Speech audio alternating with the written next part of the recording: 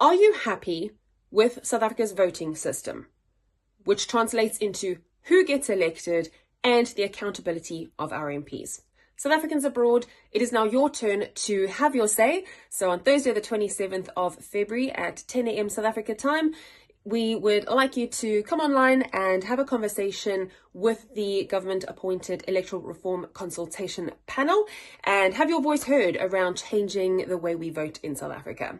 So just going to quickly run through a couple of things here. It is looking at key electoral system design elements such as electoral system type, so plurality, majority system, mixed system, proportional representation systems. Looking at the electoral districts or the constituencies and the magnitude or the size thereof, so the size and the boundaries of those districts. Looking at compensatory and two-tier systems, ballot structures, open and closed lists. So in South Africa, we have a closed list. So we vote for a party and then the party sorts out and they have their list in a ranking system. So if a party gets 50 seats in at national level, then the top 50 candidates will become MPs.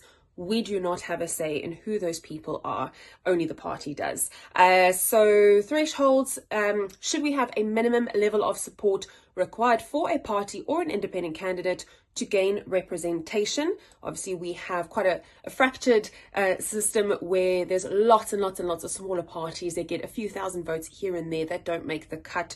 Should that be allowed? Should that be discouraged? So South Africa has a 9 multi-member constituency, meaning the 9 provinces, and on a provincial level, those provinces range between 5 and 47 seats. And on the national constituency, we have 1 consisting of 400 seats. So with the introduction of the Electoral Amendment Act in 2023, which comes off the back of the 2020 new movement court case, which was about creating the allowance for us to vote for independent candidates. So those of us abroad, we were disenfranchised in 2 ways. So the first of all, we are not recognized as a constituency in our own right. Therefore, we only had the national ballot and we didn't get that new second ballot, which is the regional to national. So our votes abroad only really contributed towards 200 out of the 400 seats. So the value of our vote was halved. In addition to this, because we didn't get that second ballot, we were not able to put forward nor vote for an independent candidate to represent the South Africans abroad at national level. So we could only vote for parties because independents are only on that second ballot. So the ERCP has adopted 7 guiding principles, which to drive how they evaluate a potential electoral system change. Those are inclusivity, fairness, accountability, simplicity, electoral manageability, transparency, and stable and efficient government. So in phase 1, they called out for people to submit, make written submissions. They received 348 submissions, of which we did submit 1. And I know that the DA Abroad submitted 1 as well. And that was off the back of the overseas voting survey that I ran in October.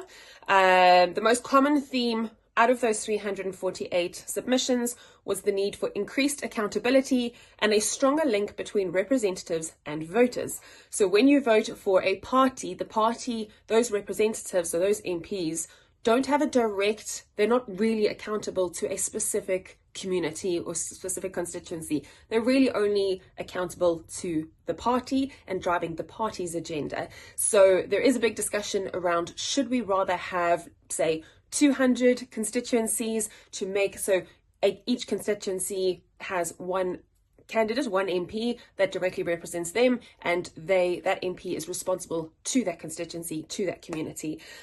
So yeah, smaller constituencies, the ability to vote for individual candidates, the mechanisms for recalling representatives. We get to vote these guys in, but we have no way of recalling them and voting them out if they are not performing. Some submissions advocated for a legal threshold to prevent excessive fragmentation of the party system, as I've mentioned. And so since December, the ERCP have held public engagements around the country, going across all 9 provinces, and they're kind of coming to the end of it now. And this is why it is our opportunity abroad.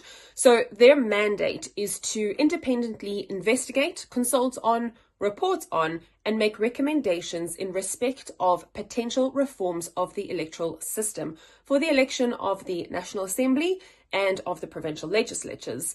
So they have to undertake this public participation phase and look at the reasons and advantages and disadvantages of any potential changes, the legal and constitutional implications, financial implications for each proposed system, and it also includes the methods for determining how the votes are calculated for each seat, or seat allocations rather.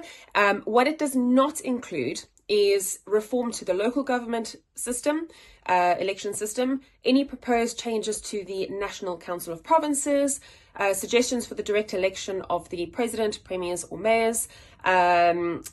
It does not include access to voting, so electronic voting, mail-in, voter registration, dates of elections, nothing about regulating party funding, although those concerns that have been raised will be added as an annexure. So when they submit the final report to government, those types of things, it won't be included in the main report. They will have a separate section that they will highlight those concerns that have been raised.